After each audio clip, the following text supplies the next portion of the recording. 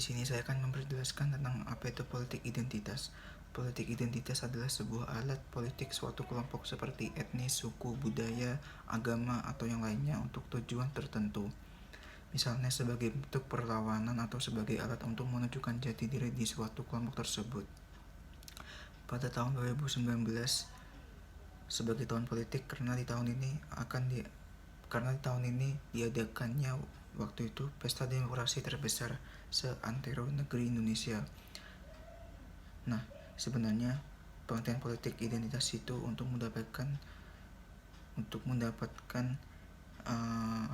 demokrasi untuk misalnya pada tahun 2019 waktu itu kita memilih presiden dan wakil presiden.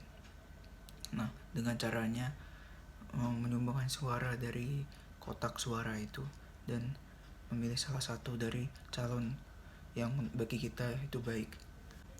Kata politik itu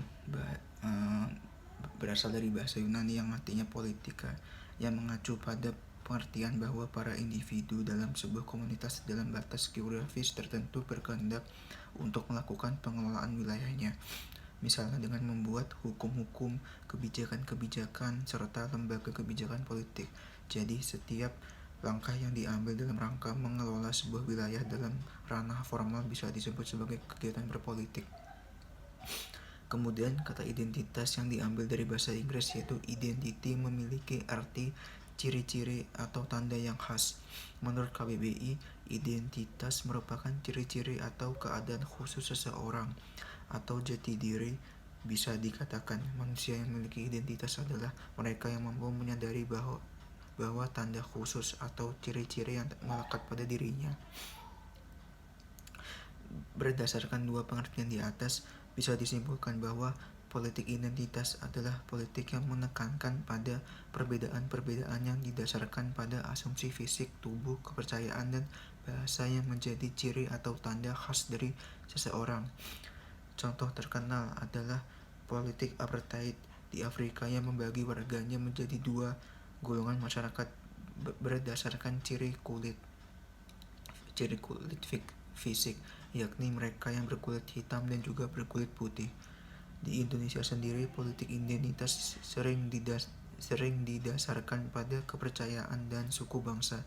Contohnya yaitu SARA, yang digunakan sebagai alat untuk menjegal pihak lawan politik, seperti yang marak terjadi saat pemilihan gubernur Jakarta salah satunya, dan juga pemilihan presiden pada tahun 2019 lalu. Nah, misalnya seseorang juga memilih suatu kandidat bukan berdasarkan kualitas politisi tersebut dengan mempertimbangkan visi dan misi, melainkan berdasarkan identitas dari kandidat tersebut yang memandang agamanya baik atau segala macamnya.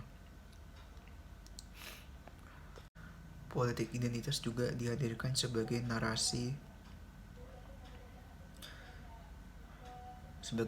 resisten kelompok terpinggirkan akibat kegagalan narasi arus utama mengakomodir kepentingan minoritas. Secara positif, politik identitas menghadirkan wahana mediasi penyuaraan aspirasi bagi yang tertindas.